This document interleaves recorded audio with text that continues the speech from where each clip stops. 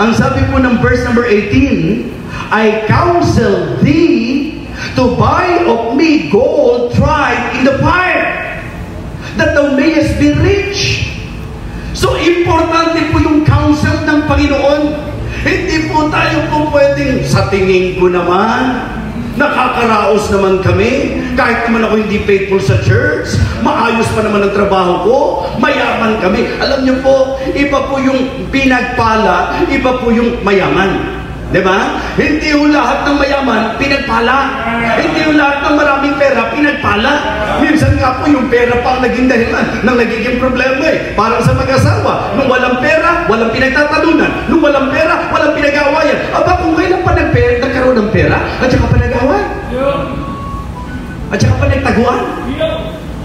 Diba? Masama po na nagiging epekto kadalasan eh. Pero yung pera na pagpapala ng Diyos sa'yo, kasi pag sinabing pagpapala, the blessing of the Lord, it maketh rich. Anong sabi po? And He added Amen? Para sabihin mo blessing, maganda resulta. Eh baka mamaya, nagkatrabaho ka, wow, blessing, may trabaho na ako. Pag linggo, wala ka na. Blessing ba yun? Diba? Pagka po blessing, lalong naglalapit sa iyo sa Ginoo. Kapag ka po blessing, nagiging maganda ang direksyon ng buhay mo. Hindi po may tuturing na blessing yung naglayo sa iyo sa Diyos. Hindi po may tuturing na blessing yung sumira sa relasyon nyo. Hindi may tuturing na blessing yung nagdala sa iyo sa pagmamataas. Hindi mo pwedeng ituring na blessing ang isang bagay na nung matanggap mo, nagpasama sa iyo. Ang talagang blessing, mga kapatid, yung nagbigay ng totoong kasiyahan sa iyo. Bible po yun eh. Diba? Yun ang totoong blessing.